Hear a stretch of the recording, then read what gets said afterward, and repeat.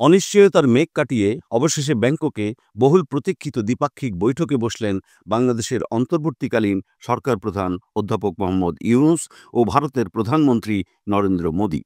দুই নেতার এই প্রথম মুখোমুখি সাক্ষাৎকে দুই দেশের সম্পর্কের টানাপোড়েনময় অধ্যায়ের সম্ভাব্য অবসান এবং একটি ইতিবাচক সূচনা হিসেবে বিবেচনা করছেন বিশ্লেষকরা।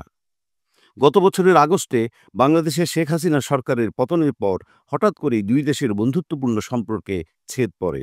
অভ্যন্তরীণ রাজনীতি, কূটনৈতিক ব্যাঘাত এবং পারস্পরিক সন্দেহ অসন্তোষ এই বন্ধনকে করে তোলে আরও জটিল।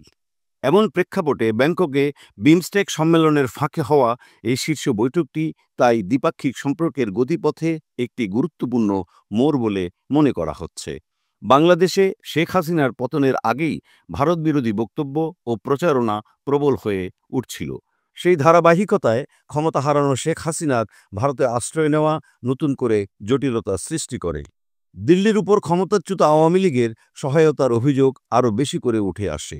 অন্যদিকে সীমান্তে হত্যা ও অভিন্ন নদীর পানি বণ্টন নিয়ে ভারতকে ঘিরে বাংলাদেশে দীর্ঘদিন ধরেই রাজনৈতিক চাপ রয়েছে। ভারতের পক্ষেও সংখ্যালঘু নির্যাতনের প্রসঙ্গ নিয়ে বাংলাদেশকে চাপে রাখার চেষ্টায় সম্পর্ক ছিল কিছুটা টানটান। এসব টানাপোড়েনের মধ্যেও শুক্রবারে এই বৈঠক দুই পক্ষের মাঝে সহযোগিতার নতুন সম্ভাবনার দ্বার খুলে দিয়েছে বলে মত বিশ্লেষকদের। যদিও মতবিরোধ রয়েছে, তবুও উভয় দেশের পক্ষ থেকেই বোঝাপড়ার একটি ক্ষেত্র তৈরির ইঙ্গিত মিলেছে। ভারতের আন্তর্জাতিক সম্পর্ক বিশ্লেষক শ্রী রাধা দত্ত মনে করেন, এক্সট্রাডিশন বা সংখ্যালঘু ইস্যু ভবিষ্যতে সম্পর্কের পথে বড় বাধা হয়ে দাঁড়াবে না, কারণ উভয় দেশ এখন ওয়ার্কিং রিলেশন বা কার্যকর সম্পর্ক গড়ে তোলার দিকেই অগ্রসর হচ্ছে।